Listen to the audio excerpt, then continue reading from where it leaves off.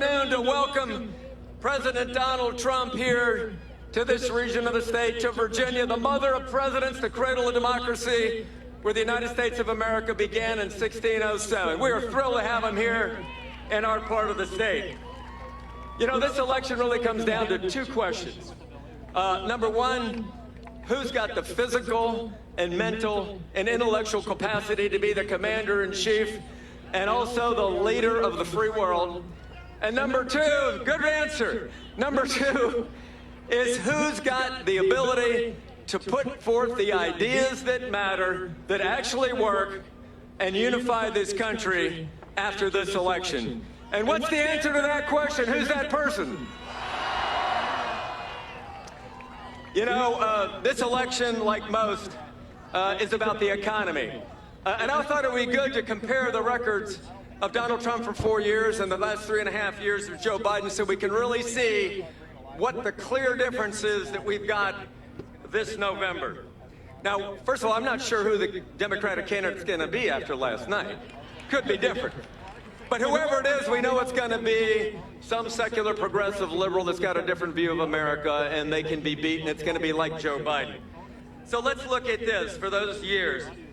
Every poll shows that people trust Donald Trump more with managing the economy in double-digit figures than Joe Biden. And that's a great source of encouragement for us. But what did Donald Trump do about jobs during his time? He had the lowest unemployment rate in 50 years, the lowest unemployment for African-American citizens in history. I'd say that's a pretty good start for the economy for the next 4 years. The stock market went up 68% to a record level during Trump's time in office. Inflation was at 1.9% on average for those 4 years. It's been nearly at 6% during the time that Joe Biden has been president. What about energy? You remember those good old days under Donald Trump where the average gas price was $2.28, $1.99 sometimes in Virginia Beach and Chesapeake. The average gas price under this president now, $3.58, nearly 40% greater than when Donald Trump was president. And how about the secure borders we had during those times of Donald Trump? Even the New York Times, that conservative bastion, has said that we've now got 2.5 million more people illegally present in the United States now than we did in 2020 when President Trump was finishing his term. Look at these numbers from the Border Patrol. In 2020, we had only 646,000 crossings. We're headed this year, 2024, to now almost 4.5 million illegal crossings from our southern border. And that's a disgrace, but President Trump will fix that problem. And the people coming across, there are a lot of hardworking people that want to experience the American dream, but you know what? Fentanyl is a major crisis and leading killer of young people.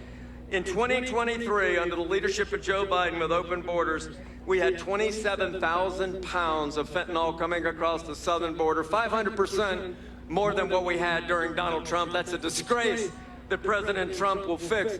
The stay in Mexico policy has now been catch and release.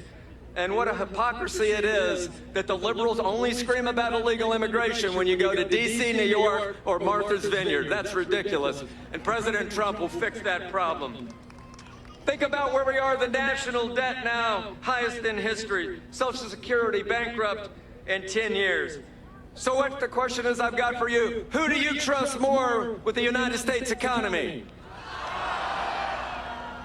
100% right.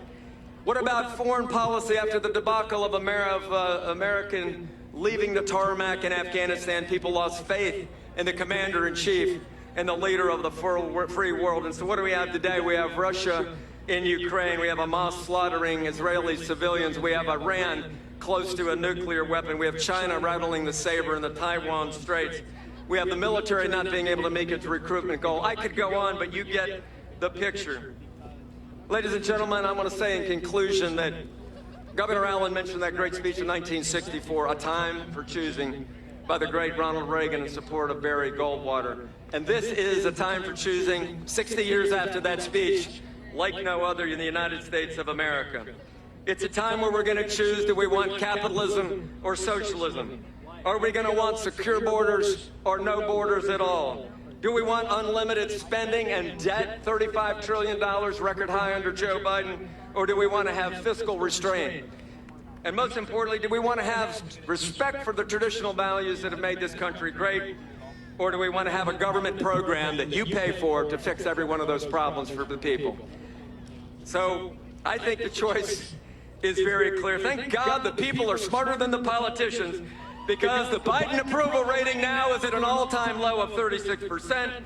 70% of Americans say we're now on the wrong track. But ladies and gentlemen, we can't win without you. You have to do the hard work of freeing this next couple months to support President Trump and Bobby Dyer and Hung Cao and Jen Kiggins and Mr. Anderson and all the people that are here. Get a sign, tell your neighbor, go to the polls, vote, and tell people that the United States of America needs Donald Trump. Thank you very much, and God bless you.